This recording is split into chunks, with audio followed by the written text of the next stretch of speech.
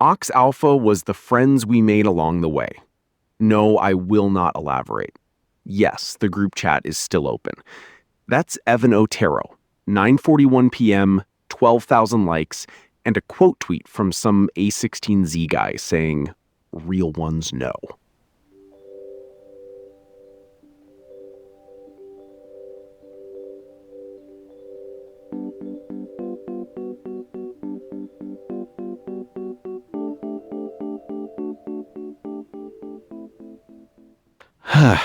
I want to throw my phone into the ocean.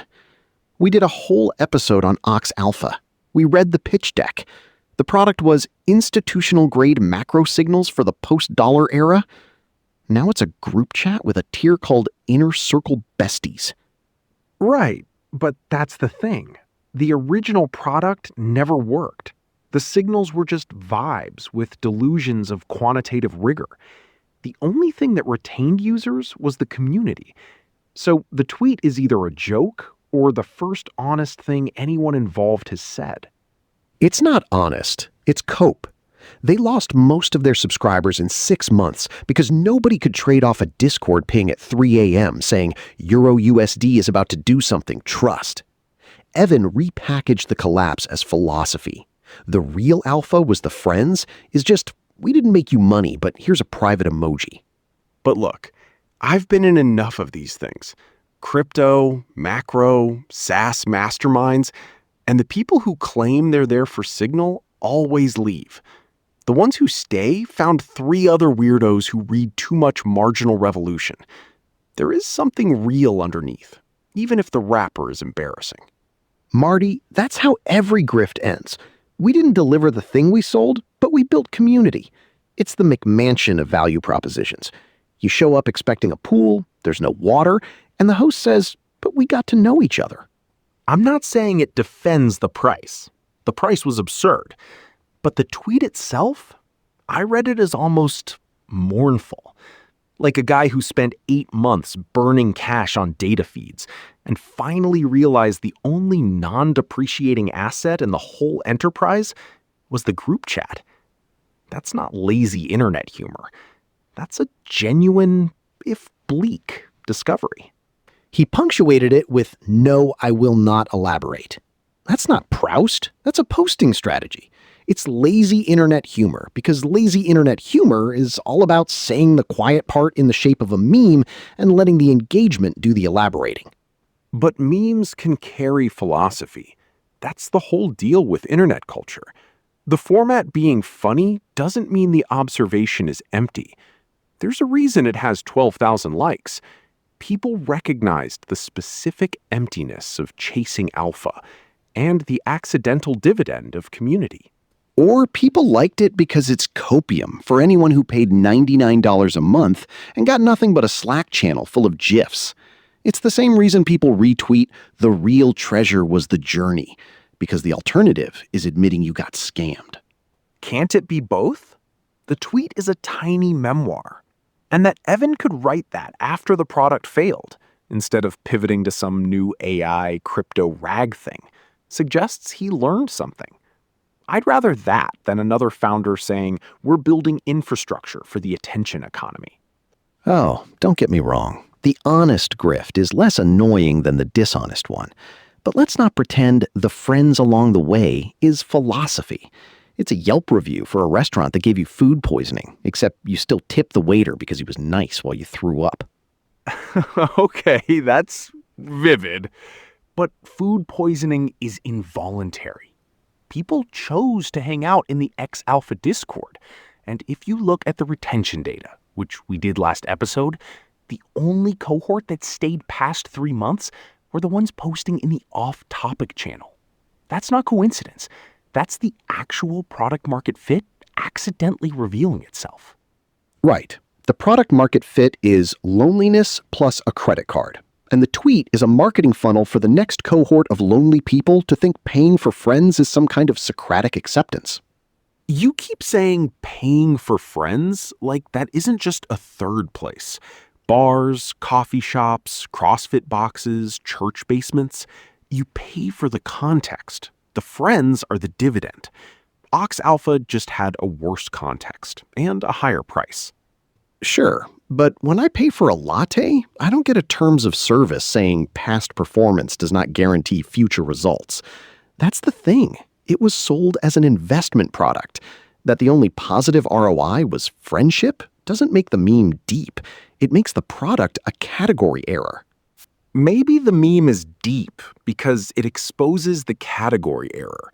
The entire finance internet is built on selling certainty that doesn't exist. A guy openly admitting the best part was the people is more honest than 90% of the fintech content machine. I'd agree if he gave refunds to the people who wanted alpha and got a group chat. But he didn't. He tweeted. That's not honesty. That's branding the refund denial. Did anyone ask for refunds? We had listeners from that subreddit saying they'd pay double just for the SBF defense lawyering thread in March. Maybe the user base wasn't defrauded. Maybe they were oversold something they didn't even want. Your Honor, my client didn't steal money. He just misunderstood what the victim desired. I'm not saying he's innocent. I'm saying the tweet is going to outlive the product. And maybe that's because it's a genuine philosophical take in meme clothing. Format fatigue doesn't make the thesis wrong. I also charged $0 for my best bits. If I put credit stinks behind a paywall and all you got was a subreddit, you'd call it a scam. Fair, but the tweet is free. That's the strange part. The best thing to come out of Ox Alpha was a free tweet, not the product. That's almost a perfect epigram for the whole creator economy. The artifact outlives the asset. And then someone will make a podcast episode about the tweet, which is exactly what we're doing.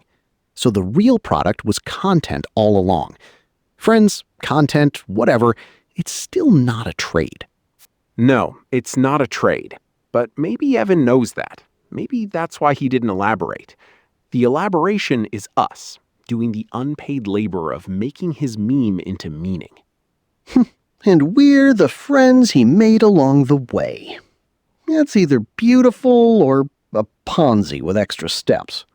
I think it's both, and I'm fine with it.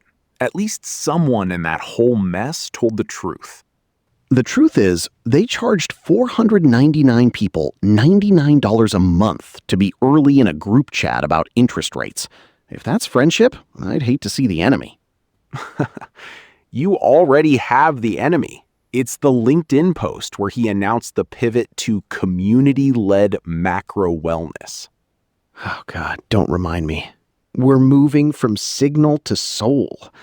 I nearly canceled our RSS feed. See, that's the thing. The viral tweet is 1,000,000 times better than the pivot. The pivot is cynical. The tweet is at least trying to say something true. That's why I defend the earnestness. You defend it because you once bought a $40 virtual summit ticket just to join the Slack and make 2 friends. You are the market. And I still talk to both of them.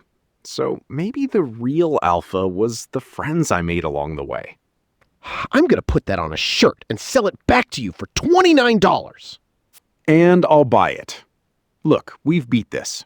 Should we take a quick break, or do we keep yelling about whether a tweet is Proust? Let's take a break. I need to go unmute the OX Alpha Discord and see if anyone's posted new friendship signals. That's the spirit. Okay, I'm back. The Discord has 47 new friendship signals, and one of them is just a toaster with comrade scratched into it. We are so back. 1.3 million people, Rollo. That's the real number I found for Ox Alpha engagement. The CDC's antibiotic resistance campaign got like 11,000 impressions last month. The CDC didn't have a plot twist where the ox is 2 raccoons in a trench coat. Identity reveals move units. No, I know. But that's exactly the problem. We've crossed a line where the engagement gap between important thing and nonsense with lore isn't a gap anymore. It's a canyon, and the bridge is made of content. Real News is a subscription service for misery. The Ox is free, updates every 2 hours, and doesn't ask you to care about marginal tax rates. But the data says people aren't just ignoring news, they're replacing it. Search interest in mass visa revocation is spiking right now. Millions. But it's not mimetic. You can't put a visa revocation in the group chat with a little hat on it. Right. You can't remix deportation. No one's making revoked visa core TikToks with a sad little passport dance. The grammar of care only conjugates in absurdist entertainment now. Wait, but that's a choice. The same people searching the visa thing are writing fan fiction about an Ox's redemption arc. They could be doing something. The Ox's redemption arc has a third act. The visa thing doesn't. Concern spikes, the news says next, and then Robin Williams trends again because a dead celebrity can't disappoint you with a bad policy take. Robin Williams is the safe X of the culture. You visit, cry, share a quote, and nobody asks you to call anyone. Meanwhile, the Navy's flagship is a floating shithole with no SSRIs, and the White House says the troops are just pussies. That story has a villain, a setting, and a perfect insult. Why didn't that take off? Because it implicates you. The Ox lets people feel clever without feeling complicit. That's the whole product. So the meme isn't an escape from politics. It's the ideal expression of a politics that already lost. We joke not because we don't care, but because caring at full volume for everything would kill us. I think that's a cop-out. The search volume for mass visa revocation is not nothing, but platforms convert raw concern into a scrollable grid, and that grid needs cute animals. It's a distribution problem, not a human nature problem. So your fix is the CDC hires better meme editors? Maybe. I'm serious. If you want people to engage with policy, meet them in the format where they live. The right invests in that infrastructure. That's why their culture war stuff spreads. A well-regulated meme economy. That's your solution to the attention apocalypse. I'm saying if we don't offer a shared narrative with some emotional payoff, people take the Ox every time. That's rational. Emotional payoff is the currency. That means whatever feels best wins. And the truth doesn't always feel best. Sometimes the truth is a mass visa revocation with no third act. But you can tell true stories with a third act. That's what journalism used to do before the pivot to video and the layoffs. And before we decided knowing things was a hobby for scolds. Now, knowing things is how you avoid feeling anything. Like reading that 37% real wage decline paper, so you don't have to think about your rent. That 37% stat is huge. People feel it, so they retreat into niche communities where they have some control. Ox Alpha is the treehouse. A treehouse built to watch the forest fire. At least it has lore. Wait, go back. You think Proust would have been a poster?